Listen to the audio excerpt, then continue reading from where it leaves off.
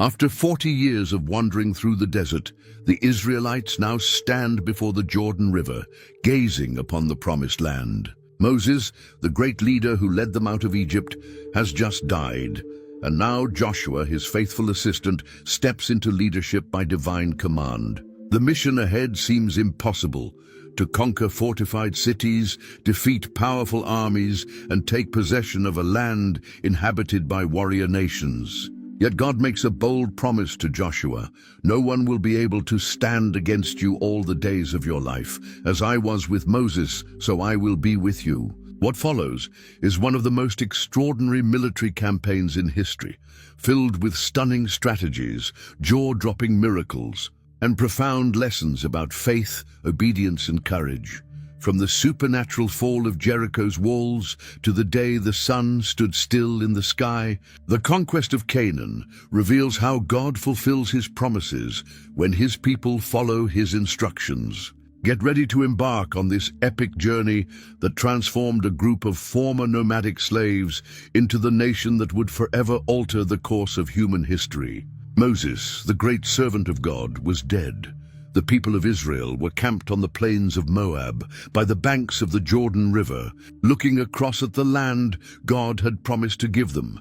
It was at this moment that the Lord spoke to Joshua, son of Nun, who had served Moses faithfully for many years. In chapter 1, verse 2, God says to Joshua, "Moses, my servant, is dead. Now then, you and all these people, get ready to cross the Jordan River into the land I am about to give to the Israelites." God gave Joshua a clearly defined territory to conquer. In verses 3 and 4, he promises, "I will give you every place where you set your foot, as I promised Moses. Your territory will extend from the desert to Lebanon, and from the great river, the Euphrates, all the Hittite country, to the Mediterranean Sea in the west." But Joshua faced an enormous challenge. He had to lead an entire nation to conquer fortified cities and face well-trained armies. That's why God encouraged him with words that would become the motto of his life. In verse 5, the Lord assures him, "No one will be able to stand against you all the days of your life. As I was with Moses, so I will be with you. I will never leave you nor forsake you."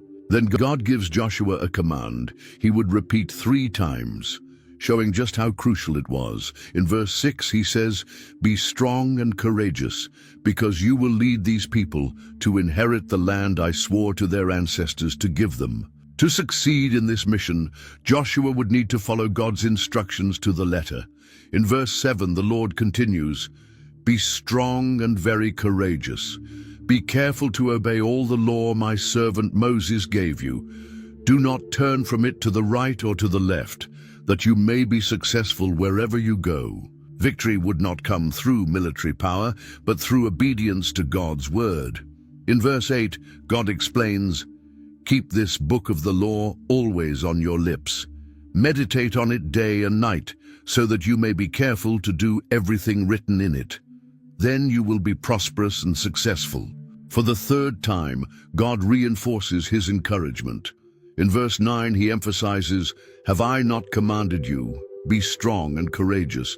Do not be afraid. Do not be discouraged. For the Lord your God will be with you wherever you go." Joshua wasted no time. He immediately summoned the officers of the people and gave instructions to prepare. In verse 11 he says, "Go through the camp and tell the people, 'Get your provisions ready. 3 days from now you will cross the Jordan here to go in and take possession of the land the Lord your God is giving you for your own.'" The tribes of Reuben, Gad, and the half-tribe of Manasseh, who had already received their inheritance on the eastern side of the Jordan, were also called to help their fellow Israelites conquer the land. In verses 16 and 17 they respond, "Whatever you have commanded us we will do, and wherever you send us we will go. Just as we fully obeyed Moses, so we will obey you. Only may the Lord your God be with you as he was with Moses." Before launching the conquest, Joshua needed intelligence on the first city they would face, Jericho. From the camp at Shittim, he sent 2 men on a secret mission. In chapter 2, verse 1, we read, "Go, look over the land, especially Jericho. The spies crossed the river and entered the city. Jericho was a formidable fortress, with walls so thick that some houses were built directly on them. One such house belonged to Rahab, a prostitute. It was there that the spies decided to stay. The king of Jericho soon learned that Israelite spies had entered the city and sent messengers to Rahab's house. In verse 3, he commands, "Bring out the men who came to you and entered your house, because they have come to spy out the whole land." But something unexpected happened. Rahab hid the spies and lied to the king's messengers. In verses 4 and 5 she says, "Yes, the men came to me, but I did not know where they had come from. At dusk, when it was time to close the city gate, they left. I don't know which way they went. Go after them quickly. You may catch up with them." In reality, Rahab had taken the men up to the roof and hidden them under stalks of flax she had laid out there. While the king's men rushed off in pursuit, the city gate was shut behind them. Before the spies went to sleep, Rahab came up to the roof and revealed why she had chosen to help them. In verses 9 to 11, she confesses, "I know that the Lord has given you this land, and that a great fear of you has fallen on us, so that all who live in this country are melting in fear because of you. We have heard how the Lord dried up the water of the Red Sea for you when you came out of Egypt, and what you did to Sihon and Og, the two kings of the Amorites east of the Jordan, whom you completely destroyed. When we heard of it, our hearts melted in fear, and everyone's courage failed because of you, for the Lord your God is God in heaven above and on the earth below." Rahab then asked for protection for herself and her family when the Israelites came to conquer the city. In verses 12 and 13 she pleads, "Now then, please swear to me by the Lord that you will show kindness to my family, just as I have shown kindness to you. Give me a sure sign that you will spare the lives of my father and mother, my brothers and sisters, and all who belong to them, and that you will save us from death." The spies made an agreement with Rahab. In verse 14 they promise, "Our lives for your lives. If you don't tell what we are doing, we will treat you kindly and faithfully when the Lord gives us the land." Because Rahab's house was part of the city wall, she helped the men escape by lowering them down through a window using a rope.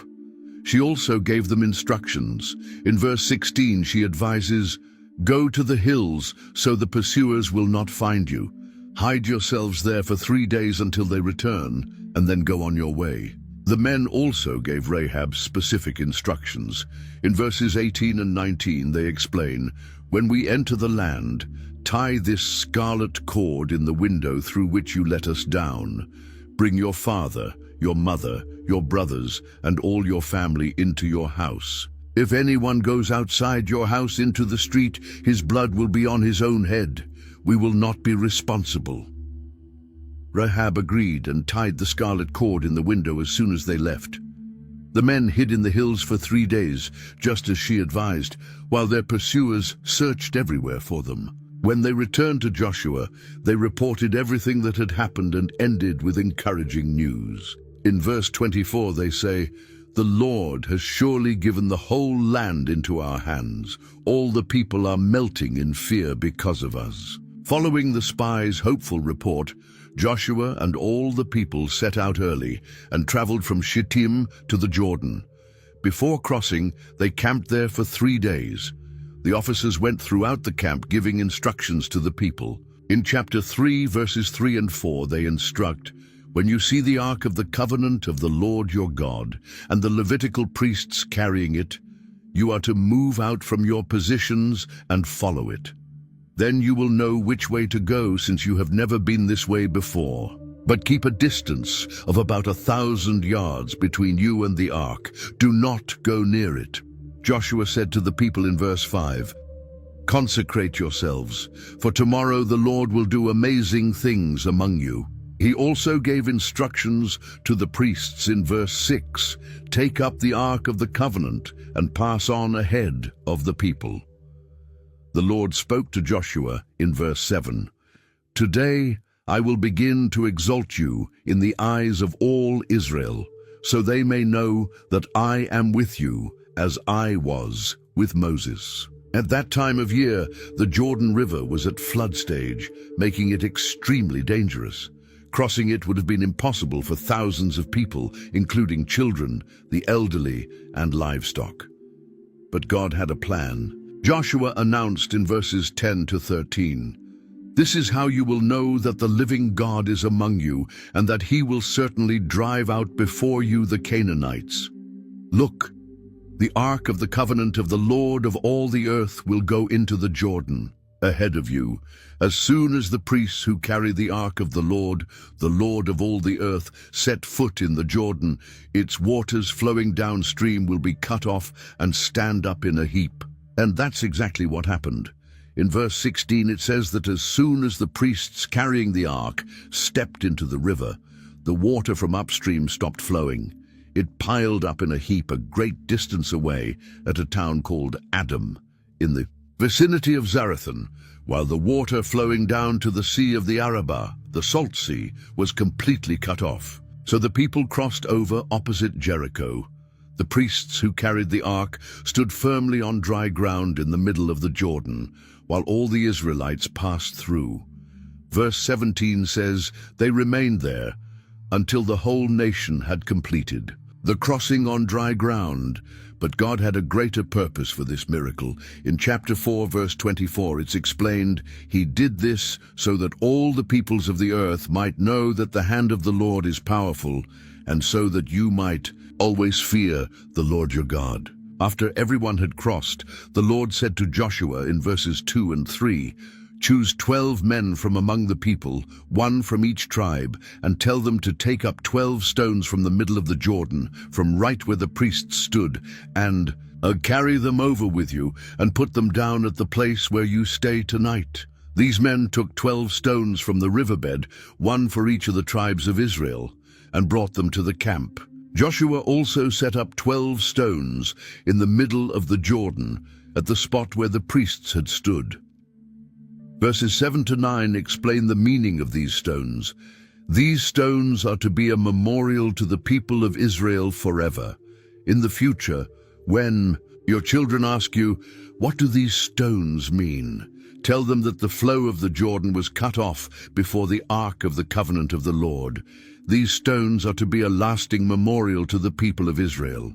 After everyone had crossed, including the priests carrying the ark, verse 18 tells us, "The waters of the Jordan returned to their place and ran at flood stage as before." It was the 10th day of the first month when the people came up from the Jordan and camped at Gilgal on the eastern border of Jericho. There Joshua set up the 12 stones they had taken from the Jordan. After the miraculous crossing of the Jordan, the people of Israel were finally in Canaan, the promised land. Word spread quickly.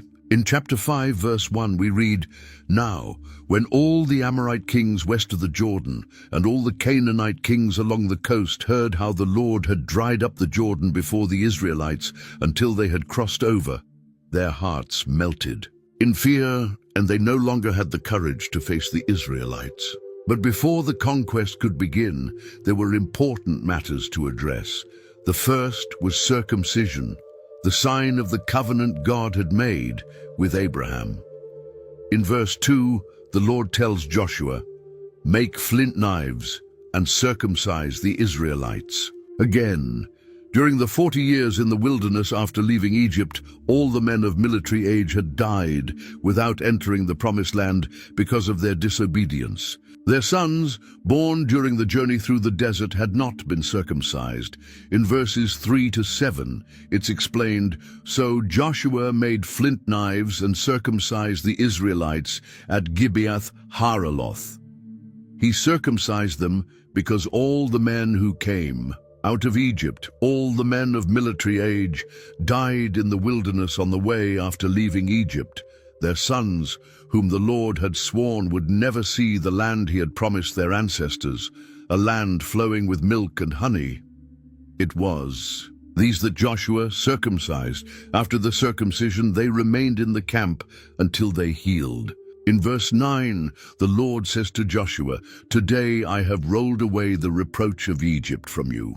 That is why the place was called Gilgal, meaning to roll away. Then they celebrated the Passover. It was a special occasion because they were now in the Promised Land. In verse 10 we read, "On the evening of the 14th day of the month, while camped at Gilgal on the plains of Jericho, the Israelites celebrated the Passover. The next day they ate produce from the land, unleavened bread and roasted grain. And something significant happened," verse 12 reports. The day after they ate this food from the land, the manna stopped. There was no longer any manna for the Israelites, but that year they ate the produce of Canaan. For 40 years in the desert, God had fed his people with manna, a supernatural food that appeared each morning. Now in Canaan, they could eat the fruit of the land. It marked the beginning of a new chapter for the people of Israel. Near Jericho, Joshua had an extraordinary encounter. As he looked up, he saw a man standing in front of him with a drawn sword. Joshua approached him and asked, in verse 13, "Are you for us or for our enemies?" The answer was unexpected. In verse 14, the man replied, "Neither," he replied, "but as commander of the army of the Lord, I have now come." Joshua fell face down to the ground in reverence and asked in the same verse, "What message does my Lord have for his servant?" The commander of the Lord's army replied in verse 15, "Take off your sandals, for the place where you are standing is holy." And Joshua did so. This encounter was a reminder to Joshua that the battle was not his alone, it was the Lord's. God was in command, and the victory would come from him. Jericho was a tightly shut, fortified city.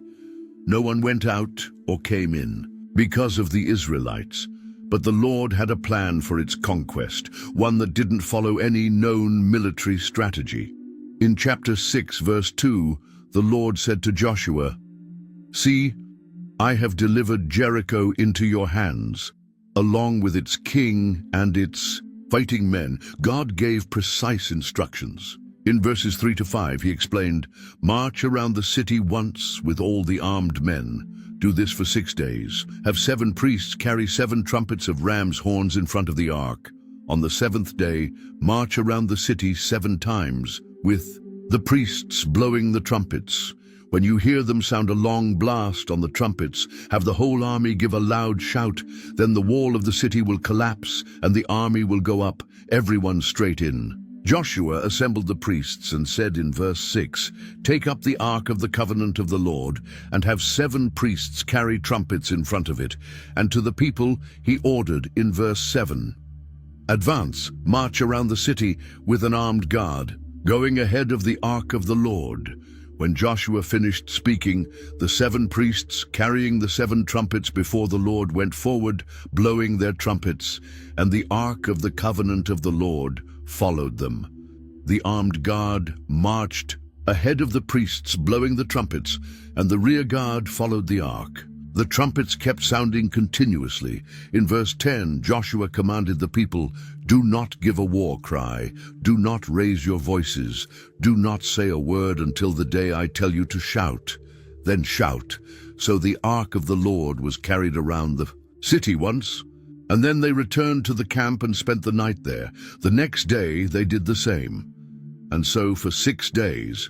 On the 7th day, they rose at daybreak and marched around the city 7 times in the same manner. On the 7th time, when the priests sounded the trumpets, Joshua said to the people in verse 16, "Shout, for the Lord has given you the city." Joshua also gave specific instructions in verse 17. "The city and all that is in it are to be devoted to the Lord. Only Rahab the prostitute and all who are with her in her house shall be spared, because she hid the spies we sent." In verse 18, he added a warning, "But keep away from the devoted things, so that you will not bring about your own destruction by taking any of them. Otherwise, you will make the camp of Israel liable to destruction and bring trouble on it." The people shouted, the trumpets sounded, and then the miracle happened. In verse 20 we read, "When the trumpet sounded, the army shouted, and at the sound of the trumpet, when the men gave a loud shout, the wall collapsed." So everyone charged straight in, and they took the city. Everything was devoted to destruction. Men and women, young and old, cattle, sheep and donkeys. Joshua said to the two men who had spied out the land in verses 22 and 23, "Go into the prostitute's house and bring her out and all who belong to her in accordance with your oath to her." So the young spies went in and brought out Rahab, her father and mother, her brothers, and all who belonged to her.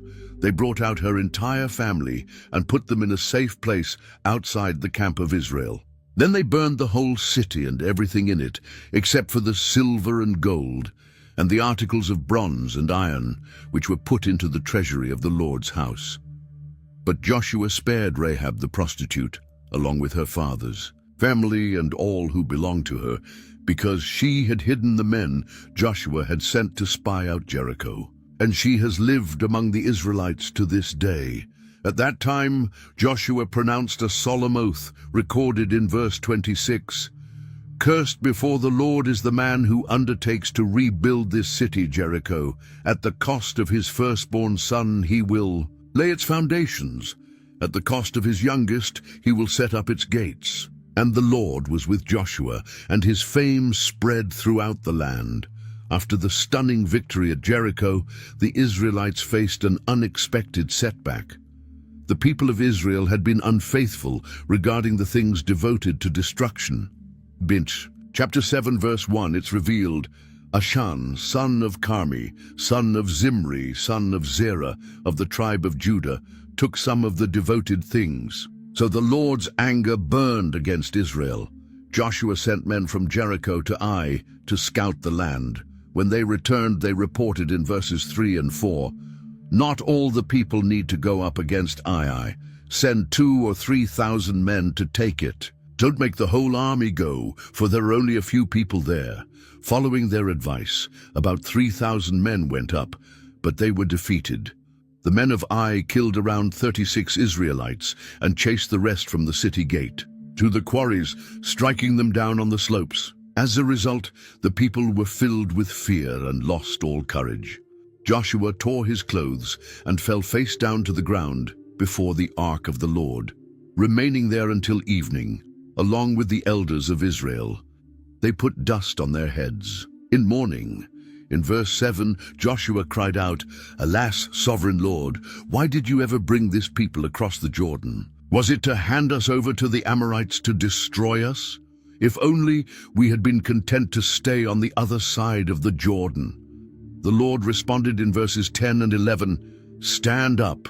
What are you doing on your face? Israel has sinned. They have violated my covenant, which I commanded them to keep. They have taken some of the devoted things. They have stolen. They have lied. They have put them with their own possessions." Because of this, God explained that the Israelites would not be able to stand against their enemies and would have to flee from them. He added in verse 12, "I will not be with you any more unless you destroy whatever among you is devoted to destruction." The Lord instructed Joshua to consecrate the people and to find the guilty party by a process of selection by lot. The next morning, all of Israel came forward, tribe by tribe. The tribe of Judah was chosen. Then the clan of Zerah was chosen from Judah. From Zerah's families, the family of Zimri was chosen. And finally, Achan was selected from among them.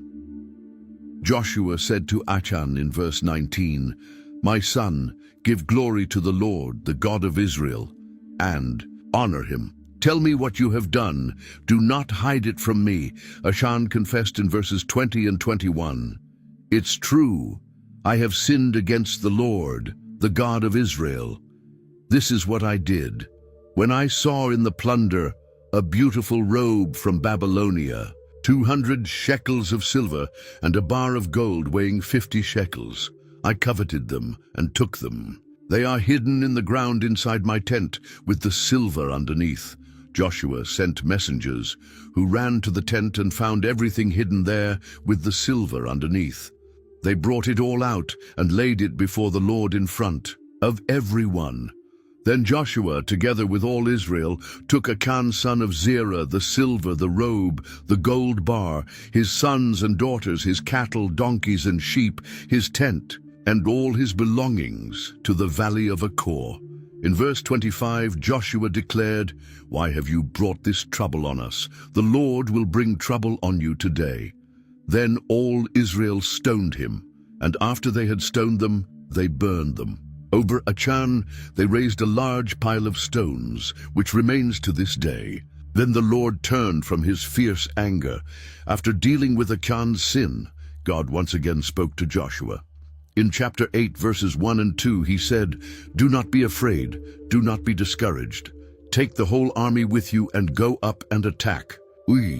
For I have delivered into your hands the king of Ai, his people, his city, and his land. You shall do to Ai and its king as you did to Jericho and its king, except that this time you may carry off their plunder and livestock for yourselves. Set an ambush behind the city."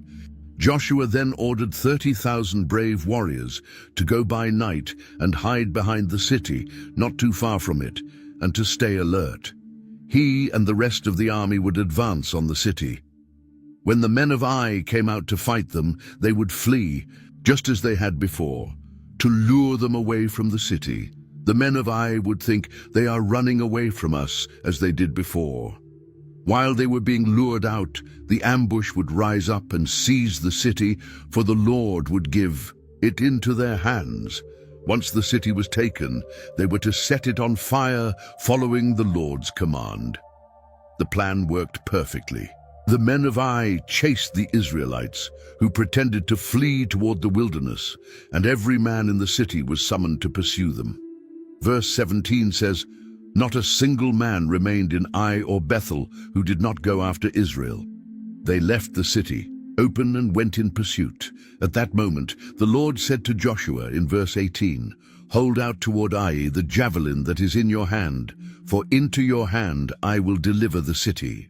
As soon as he held out the javelin, the men in ambush rushed forward, entered the city, captured it, and quickly set it on fire.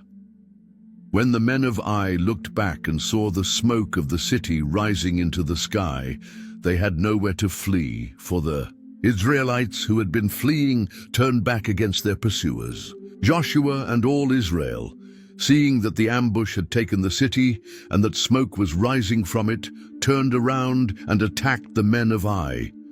The ambush also came out of the city and attacked them from behind, so they were caught in the middle, with Israelites on both sides. Israel struck them down until not one of them was left alive or escaped. But they captured the king of Ai alive and brought him to Joshua. When Israel had finished killing all the inhabitants of Ai in the open country and in the wilderness where they had chased them, and every one of them had fallen by the sword, the Israelites returned to Ai and struck down those who remained in the city. In verse 25 we read that 12,000 men and women died that day. All the people of Ai Joshua did not lower the hand that held the spear until he had completely destroyed all who lived in Ai. In verse 27 we see that, according to the word of the Lord that he had commanded Joshua, the Israelites took the livestock and the plunder of that city for themselves. Then Joshua burned Ai and turned it into a heap of ruins, a permanent desolation, as it remains to this day.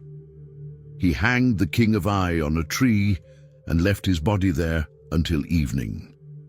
At sunset, Joshua gave the order for the body to be taken down from the tree and thrown at the entrance of the city gate, and they raised a large pile of stones over it, which remains there to this day. After the victory at Ai, Joshua built an altar to the Lord, the God of Israel, on Mount Ebal, just as Moses, the servant of the Lord, had commanded the Israelites. He built it according to what is written in the book of the law of Moses, an altar of uncut stones, on which no iron tool had been used. On it they offered burnt offerings to the Lord and sacrificed fellowship offerings. There, in the presence of the Israelites, Joshua copied on stones the law of Moses, which he had written. All Israel, the foreigners and native-born alike, with Their elders, officials, and judges stood on both sides of the Ark of the Covenant of the Lord, facing the Levitical priests who carried it. Half of the people stood in front of Mount Gerizim, and the other half in front of Mount Ebal, as Moses, the servant of the Lord, had previously commanded when giving instructions to bless the people of Israel. After this, in verse 34, we read, Joshua read aloud all the words of the law, the blessings and the curses, just as it is written in the book of the law. There was not a word of all that Moses had commanded that Joshua did not read to the entire assembly of Israel, including the women, the children, and the foreigners who lived among them. In this way, Israel had successfully completed its first major conquests in the Promised Land. Jericho and Ai had fallen, paving the way for God's people to advance. Through the land that had been promised to them, the Lord had shown his power and faithfulness, fulfilling his promise to deliver their enemies into their hands. Despite a brief setback caused by Achan's sin, the people had learned an important lesson, that obedience to God was essential for success. With the covenant renewed at Mount Ebal, they were now prepared to continue their mission to conquer the Promised Land. News of Israel's great victories quickly spread throughout Canaan. The peoples of the land were gripped with fear. They had heard what had happened to Jericho and Ai. Some kings chose to form alliances and fight against Israel, but the inhabitants of Gibeon had a different plan. The Gibeonites devised a clever strategy to save their lives. In chapter 9, verse 3, we read, when the inhabitants of Gibeon heard what Joshua had done to Jericho and Ai, they resorted to deception. They disguised themselves as if they were envoys from a distant land. In verse 4 it says, they acted craftily and went and took worn-out sacks on their donkeys and old wineskins, torn and mended. They paid attention to every detail of the disguise. Verse 5 tells us they put worn and patched sandals on their feet and wore old clothes. All the bread they carried for the journey was dry and moldy. When they arrived at the Israelite camp at Gilgal, they approached Joshua and the men of Israel. We've come from a distant country. Make a treaty with us. The Israelites were suspicious and asked in verse 7, but perhaps you live near us. How can we make a treaty with you? The Gibeonites replied in verse 8, we are your servants. And when Joshua asked who they were and where they came from, they gave a convincing story. In verses 9 through 11 they said, your servants have come from a very distant country because of the fame of the Lord your God. We've heard reports of him and all he did in Egypt and all that he did to the 2 kings of the Amorites east of the Jordan. So our elders and all the people of our land told us, take provisions for your journey. Go and meet them and say, we are your servants. Make a treaty with us. To support their story, they showed their provisions in verse 12. This bread of ours was warm when we packed it at home the day we left to come to you, but now see how dry and moldy it is. And these wineskins we filled were new, but see how cracked they are. And our clothes and sandals are worn out from the very long journey. The men of Israel examined their supplies, and here came the critical mistake. In verse 14, it says, the Israelites sampled their provisions, but did not inquire of the Lord. Joshua made a peace treaty with the Gibeonites and promised to let them live. The leaders of the community confirmed this by oath. 3 days later, the Israelites discovered the truth. Verse 16 says, 3 days after they made the treaty with the Gibeonites, the Israelites heard that they were neighbors, living near them.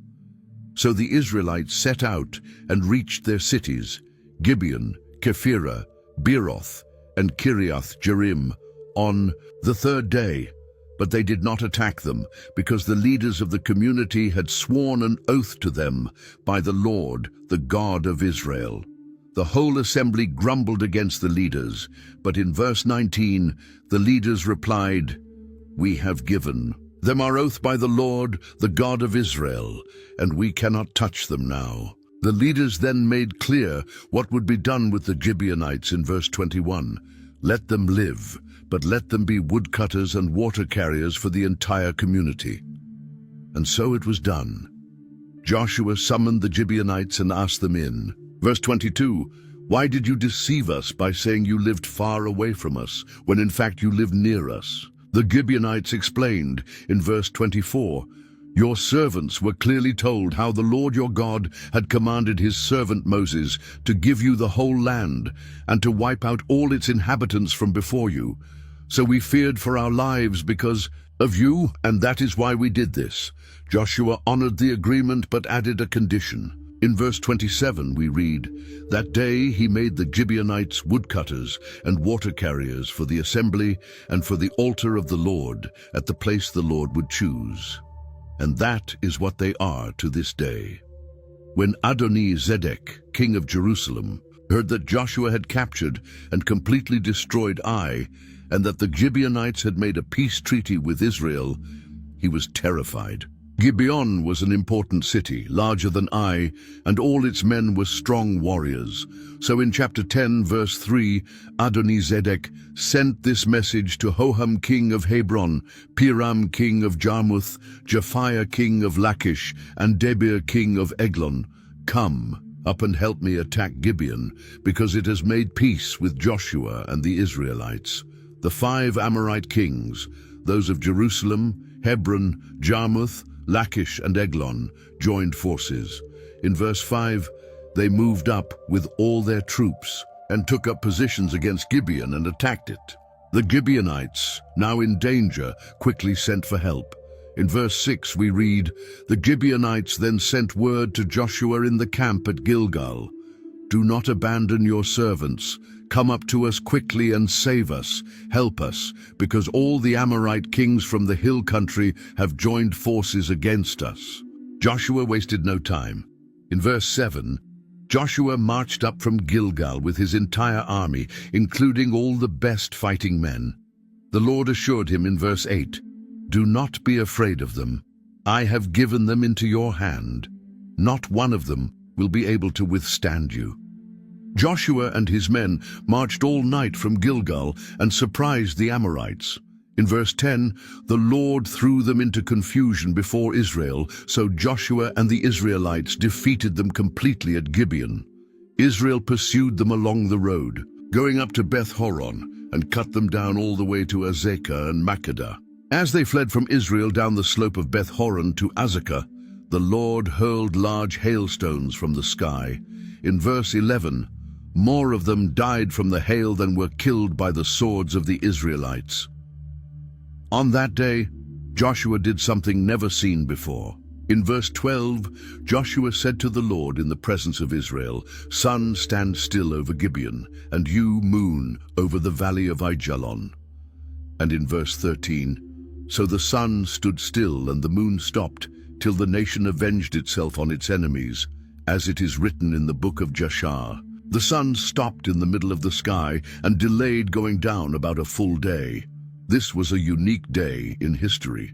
In verse 14 we read, there has never been a day like it before or since, a day when the Lord listened to a human being. Surely the Lord was fighting for Israel.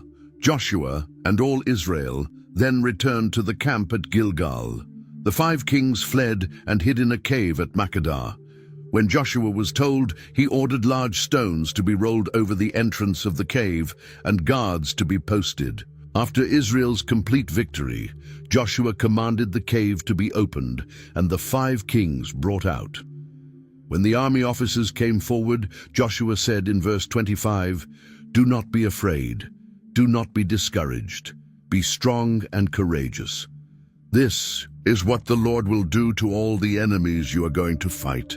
Joshua struck down and killed the 5 kings and had them hung on 5 trees. In verse 27 we read, at sunset Joshua gave the order, and they took them down from the trees and threw them into the cave where they had hidden. At the mouth of the cave they placed large rocks which remain to this day. After this major victory, Joshua led Israel on a campaign through the southern region of Canaan. That same day, Joshua captured Makkedah, In chapter 10, verse 28, he put the city and its king to the sword and totally destroyed everyone in it. He left no survivors, and he did to the king of Makkedah as he had done to the king of Jericho. From Makkedah, Joshua and all Israel went to Libnah and attacked it. In verse 30, the Lord also gave that city and its king into Israel's hands. Joshua put the city and everyone in it to the sword. He left no survivors there, and he did to its king what he had done to the king of Jericho. Next was Lachish. Joshua and all Israel moved on from Libnah to Lachish, set up camp and attacked. In verse 32, the Lord gave Lachish into Israel's hands, and Joshua took it on the second day. He put it to the sword and everyone in it, just as he had done to Libnah. Meanwhile, Horam, king of Gezer, had come up to help Lachish, but Joshua defeated him and his army, leaving no survivors. From Lachish, Joshua and all Israel went to Eglon, camped near it, and attacked. In verse 35, they captured it that same day and put it to the sword, and totally destroyed everyone in it, just as they had done to Lachish. From Eglon, Joshua and all Israel went to Hebron and attacked it. In verse 37, they took the city and put its king, its villages, and everyone in it to the sword. They left no survivors. Just as at Eglon, they totally destroyed it and everyone in it. Then Joshua and all Israel turned back and attacked Debir. In verse 39, they took the city, its king and its villages, and put them to the sword. Everyone in it was totally destroyed. They left no survivors. They did to Debir and its king as they had done to Libnah and its king and to Hebron. With these victories, Joshua conquered the entire region, the hill country, the Negev, the western foothills, and the mountain slopes, along with all their kings. He spared no one. He completely destroyed every living being, just as the Lord, the God of Israel, had commanded. Verse 41 summarizes the extent of these conquests. Joshua struck them down from Kadesh Barnea to Gaza, and from the whole region of Goshen to Gibeon. All these kings and their lands were conquered in a single campaign, because the Lord, the God of Israel, fought for Israel. Then Joshua and all Israel returned to the camp at Gilgal. When Jabin, king of Hazor, heard about all these victories, he realized that Israel was an even greater threat. So he decided to form a vast coalition of kings from northern Canaan. In chapter 11, verse 1, we read that he sent word to Jobab, king of Madon, to the king of Shimron, to the king of Akshaph, and to the kings of the northern hill country, the Arabah south of Kinnereth, the western foothills, and the heights of Dor to the west. He summoned kings from all directions, the Canaanite kings in the east and west, the Amorites, Hittites, Perizzites, and Jebusites in the hill country, and the Hivites below Mount Hermon in the region of Mizpah. These kings allied themselves, and in verse 4 we see that they came out with all their troops, a huge army, as numerous as the sand on the seashore, along with a large number of horses and chariots. The biblical text uses a powerful image to describe the size of this army. It was as numerous as the sand on the seashore.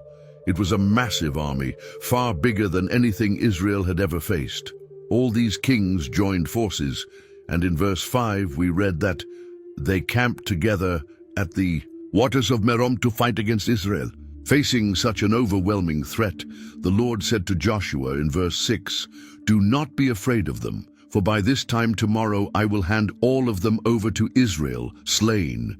You are to hamstring their horses and burn their chariots." With this divine encouragement, Joshua and his entire army launched a surprise attack at the waters of Merom. In verse 8, we read that the Lord gave them into the hands of Israel. They defeated them and pursued them all the way to Greater Sidon, to Misrephoth-Maim, and to the valley of Mizpah to the east, leaving no survivors. Joshua did to them as the Lord had commanded. He hamstrung their horses and burned their chariots. Then Joshua returned and captured Hazor, striking down its king with the sword. Hazor was the most important city among all those kingdoms. In verse 11 we read that they struck down every living being with the sword, destroying them completely. Not a single soul was spared, and Joshua burned the city. All the cities of those kings were taken, and their inhabitants struck down with the sword. Verse 12 says, Joshua completely destroyed them, as Moses, the servant of the Lord, had commanded. However, Israel did not burn any of the cities built on mounds, except Hazor, which Joshua burned. The Israelites took for themselves all the plunder and livestock of these cities, but they killed all the people. In verse 15 we read, As the Lord commanded his servant Moses, so Moses commanded Joshua, and Joshua did it. He left nothing undone of all that the Lord had commanded Moses. So Joshua conquered the whole land, the hill country, the entire Negev, all of Goshen, the western foothills, the Arabah, and the mountains and valleys of Israel. From Mount Halak, which rises toward Seir, all the way to Baal-Gad in the valley of Lebanon below Mount Hermon. This campaign took a long time. Verse 18 tells us, Joshua waged war against all these kings for a long time, but in the end he was victorious. Verse 20 explains why these battles were so intense. For it was the Lord himself who hardened their hearts to wage war against Israel, so that they might be destroyed without mercy and exterminated as the Lord had commanded Moses. Joshua also destroyed the Anakites from the hill country, from Hebron, Debir, and Anab, from all the hill country of Judah and of Israel. In verse 21 we read, Joshua totally destroyed them and their towns. And in verse 23, Joshua took the entire land, just as the Lord had directed Moses, and gave it as an inheritance to Israel according to their tribal divisions. Then the land had rest from war. Chapter 12 presents a summary of all of Israel's victories and lists the kings who were defeated, first on the east side of the Jordan under Moses' leadership, and then on the west side under Joshua's leadership. In verses 1 through 6, the text recalls how, during Moses' time, the Israelites had already conquered and taken possession of lands on the eastern side of the Jordan. They defeated Sihon, king of the Amorites, and Og, king of Bashan. The tribes of Reuben, Gad, and half the tribe of Manasseh received those lands as their inheritance. Then, in verse 7, it continues, These are the kings of the land whom Joshua and the Israelites defeated on the west side of the Jordan. And it follows with a long list of 31 kings defeated by the people of Israel. The list includes the king of Jericho, the king of Ai, the king of Jerusalem, the king of Hebron, the king of Jarmuth, the king of Lachish, the king of Eglon, the king of Gezer, the king of Debir, the king of Gader, the king of Hormah, the king of Arad, the king of Libnah, the king of Adullam, the king of Makkedah, the king of Bethel, the king of Tappuah, the king of Hepher. And it goes on, reaching a total of 31 kings. This shows the scale of the victories God gave to Israel. In chapter 13, the Lord said to Joshua, who was now old and advanced in years, You are now very old, and there is still very much land to be taken over. This is the land that remains, all the regions of the Philistines and the Geshurites, from the Shihor River east of Egypt to the territory of Ekron in the north, the land of the 5 Philistine rulers. The Lord had promised to drive out those nations ahead of the Israelites. In the meantime, Joshua was to divide the land among the tribes of Israel as an inheritance, including the regions that had not yet been conquered. Verse 7 says, Distribute this land as an inheritance among the 9 tribes and the half-tribe of Manasseh. The text reminds us that the tribes of Reuben, Gad, and half of the tribe of Manasseh had already received their inheritance on the east side of the Jordan. In chapter 13, verse 8, we read, The other half of Manasseh, along with the tribes of Reuben and Gad had already received the inheritance that Moses had given them east of the Jordan. The following verses describe in detail the territories of these tribes. Chapter 14 marks the beginning of the distribution of land west of the Jordan. In verse 1 we read, "This is the land of Canaan, that Eleazar the priest, Joshua son of Nun, and the heads of the Israelite tribal clans distributed by lot as an inheritance to the 9.5 tribes, as the Lord had commanded through Moses." Before the rest of the tribes received their portions, Caleb, son of Jephunneh, reminded Joshua of a promise made by Moses. In verse 6 he says, "You know what the Lord said to Moses, the man of God, about you and me at Kadesh Barnea. I was 40 years old when Moses, the servant of the Lord, sent me from Kadesh Barnea to explore the land, and I brought back an honest report." Caleb was one of the 12 spies sent to scout the land 45 years earlier. He and Joshua were the only ones who encouraged the people to trust the Lord and take possession of the land. Now at 85 years old, Caleb was still strong and wanted the land the Lord had promised him. In verse 12 he says, "Now give me this hill country that the Lord promised me that day. You yourself heard then that the Anakites were there and there. Cities were large and fortified, but with the Lord helping me, I will drive them out, just as he said." Joshua blessed Caleb and gave him Hebron as his inheritance. Verse 14 tells us, "So Hebron has belonged to Caleb, son of Jephunneh the Kenizzite, ever since, because he followed the Lord, the God of Israel, wholeheartedly."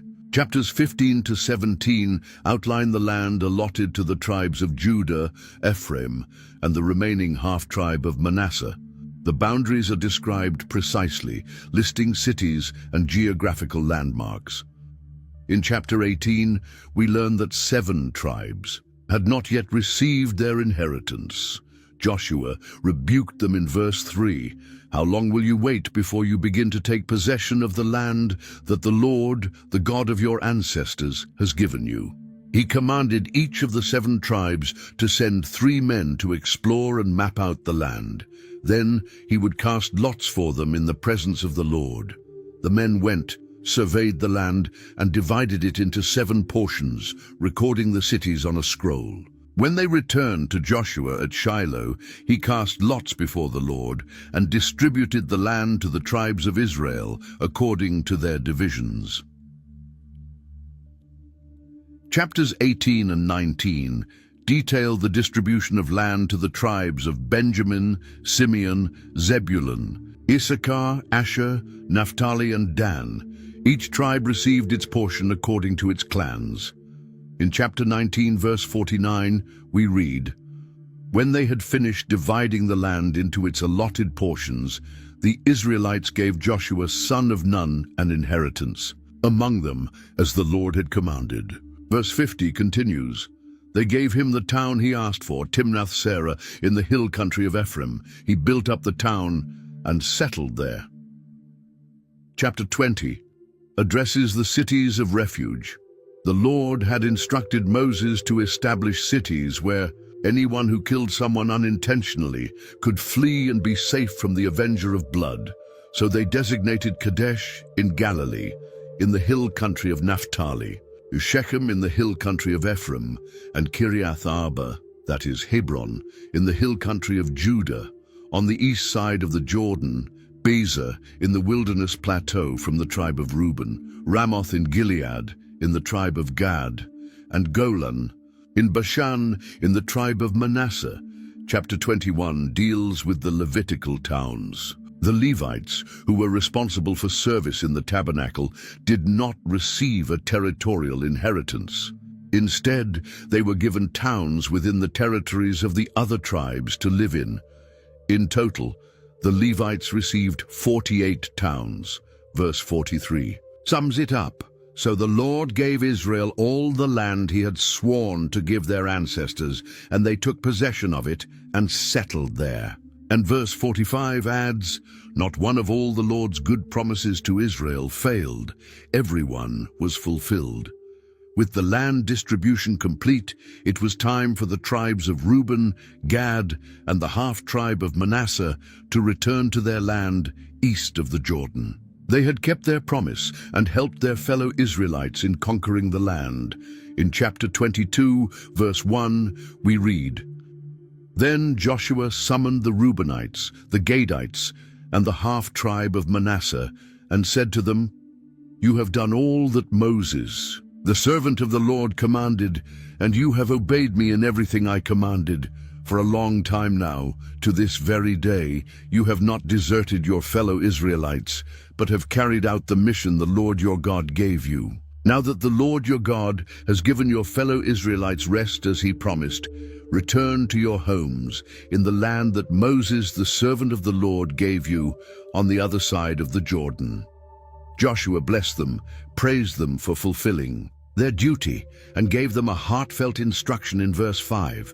"But be very careful to keep the commandment and the law that Moses, the servant of the Lord, gave you, to love the Lord your God, to walk in obedience to him, to keep his commands, to hold fast to him, and to serve him with all your heart and with all your soul." So they returned to their land with great wealth, a large number of livestock, silver, gold, bronze, iron, and a great quantity of clothing. On the way back, when they reached the region of the Jordan still in Canaan, the tribes of Reuben, Gad, and the half-tribe of Manasseh built a large and impressive altar by the river. Verse 10 tells us, "There, by the Jordan, they built an imposing altar." When the rest of Israel heard about this, they were alarmed and gathered at Shiloh to go to war against them. Why were they so concerned? Because they interpreted the construction of that altar as an act of rebellion against the Lord. Before attacking, they sent a delegation led by Phinehas, son of the priest Eleazar, along with 10 leaders, one from each tribe of Israel. In verse 16 they said, "This is what the whole assembly of the Lord says. How could you break faith with the God of Israel like this? How could you turn away from the Lord and build yourselves an altar in rebellion against him now? Wasn't the sin of Peor enough for us? Even to this day, we have not cleansed ourselves from that sin, though a plague fell on the community of the Lord. And now you are turning away from the Lord. If you rebel against the Lord today, tomorrow he will be angry with the whole community of Israel." This was a serious accusation, but the response from the eastern tribes cleared everything up. They explained that the altar wasn't built for sacrifices, but as a memorial for future generations. In verses 24 to 27 they explain, "We did it for fear that someday your descendants might say to ours, 'What do you have to do with the Lord, the God of Israel? The Lord has made the Jordan a boundary between us and you. You Reubenites and Gadites, you have no share in the Lord.' So your descendants might cause ours to stop fearing the Lord.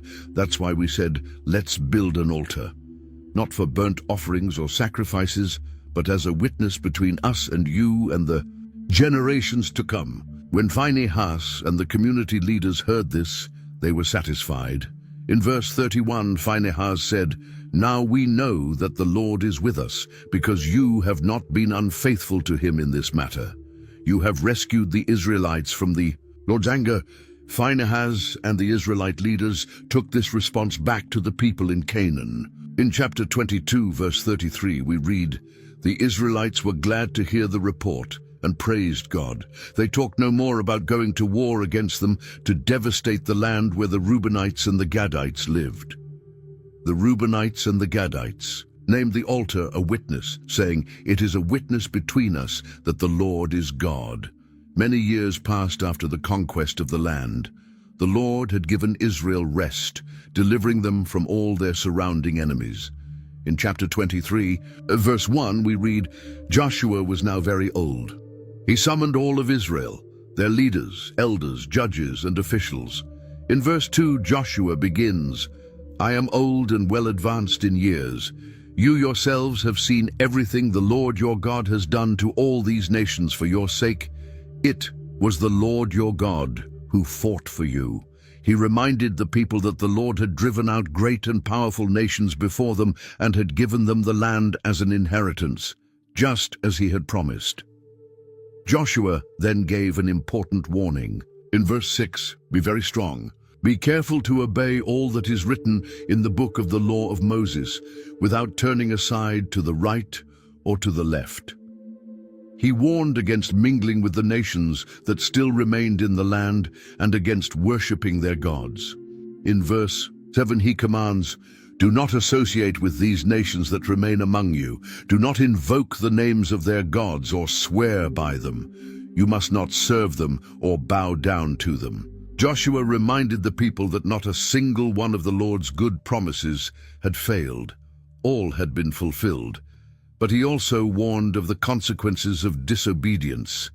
In verse 13, he cautions, "You can be sure that the Lord your God will no longer drive out these nations before you.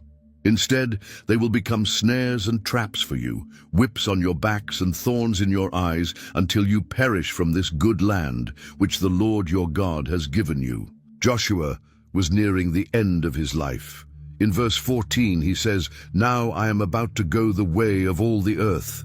You know with all your heart and soul that not one of all the good promises the Lord your God gave you has failed. Every promise has been fulfilled, not one has failed."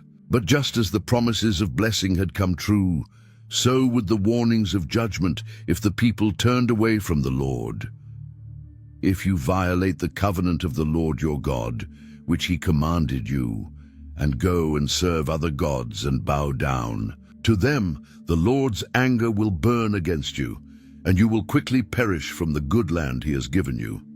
Verse 16. In his final public act, Joshua gathered all the tribes of Israel at Shechem. In chapter 24, verse 1, we read that he summoned the elders, leaders, judges, and officials of Israel, and they presented themselves before God. Joshua recounted Israel's entire history, starting from the time of Abraham. In verse 2, he says, "This is what the Lord, the God of Israel, says. Long ago your ancestors, including Terah, the father of Abraham and Nahor, lived beyond the Euphrates River and worshipped other gods. He reminded them how God called Abraham and led him to Canaan, how he gave him Isaac, and to Isaac he gave Jacob and Esau. He recalled how Jacob and his sons went down to Egypt, how God sent Moses and Aaron to deliver them, and how he brought them through the wilderness into the land of Canaan. Joshua recalled all the battles in which the Lord had given them victory, and how he had delivered the promised land into their hands. I gave you a land on which you did not toil, in cities you did not build, and you live in them and eat from vineyards and olive groves that you did not plant." Verse 13. After this historical review, Joshua challenged the people to choose whom they would serve. In verse 14 he says, "Now fear the Lord and serve him with all faithfulness. Throw away the gods your ancestors worshipped beyond the Euphrates River and in Egypt, and serve the Lord." And then comes Joshua's famous declaration in verse 15. "But if serving the Lord seems undesirable to you, then choose for yourselves this day whom you will serve, whether the gods your ancestors served beyond the Euphrates, or the gods of the Amorites in whose land you are living. But as for me and my household, we will serve the Lord." The people responded by affirming that they too would serve the Lord. In verse 16 they declared, "Far be it from us to forsake the Lord to serve other gods." And they explained why. "It was the Lord our God himself who brought us and our ancestors up out of Egypt from that land of slavery. He performed those great signs before our eyes. He protected us on our entire journey and among all the nations through which we traveled." But Joshua warned them in verse 19, "You are not able to serve the Lord. He is a holy God. He is a jealous God. He will not forgive your rebellion and your sins." Still, the people insisted they would serve the Lord. So Joshua said to them in verse 22, "You are witnesses against yourselves that you have chosen to serve the Lord." And they replied, "Yes, we are witnesses." Joshua then instructed them to throw away the foreign gods among them and turn their hearts to the Lord, the God of Israel. The people agreed, "We will serve the Lord our God and obey him." Then in verse 25, we read that on that day Joshua made a covenant for the people, and there at Shechem he reaffirmed for them decrees and laws. He recorded all of this in the book of the law of God and set up a large stone as a witness of the covenant the people had made with the Lord. After these events, Joshua, son of Nun, the servant of the Lord, died at the age of 110. Verse 29 simply states, "After these things, Joshua, son of Nun, the servant of the Lord, died at the age of 110. He was buried in the land of his inheritance at Timnath-Serah, in the hill country of Ephraim, north of Mount Gaash." Verse 31 highlights how lasting his influence was. Israel served the Lord throughout the lifetime of Joshua and of the elders, who outlived him and who had experienced everything the Lord had done for Israel. The account ends by noting that the bones of Joseph, which the Israelites had brought up from Egypt, were buried at Shechem in the tract of land that Jacob had bought from the sons of Hamor. It also mentions the death of Eleazar, son of Aaron, who was buried at Gibeah, the town of his son Phinehas, in the hill country of Ephraim. And so the book of Joshua comes to a close, with the people of Israel firmly settled in the land God had promised. The Lord had fulfilled every one of his promises, and Joshua's mission was complete. Now it was up to the next generations of Israel to remain faithful to the Lord and the covenant they had made with him. Joshua's story reminds us of how faithful God is in keeping his promises. From Jericho to the division of the land, we see how the Lord fought for his people and established them in the promised land. If you enjoyed this journey through the conquest of Canaan, don't forget to subscribe to the channel for more Bible stories like this one. Every subscription helps us keep sharing God's word in a clear and engaging way. Also, feel free to share this video with friends and family who might be encouraged by this incredible story of faith, courage, and God's faithfulness. When you share, you become part of this mission to spread biblical truth. See you in the next video, where we'll continue exploring the wonderful stories of the Holy Bible.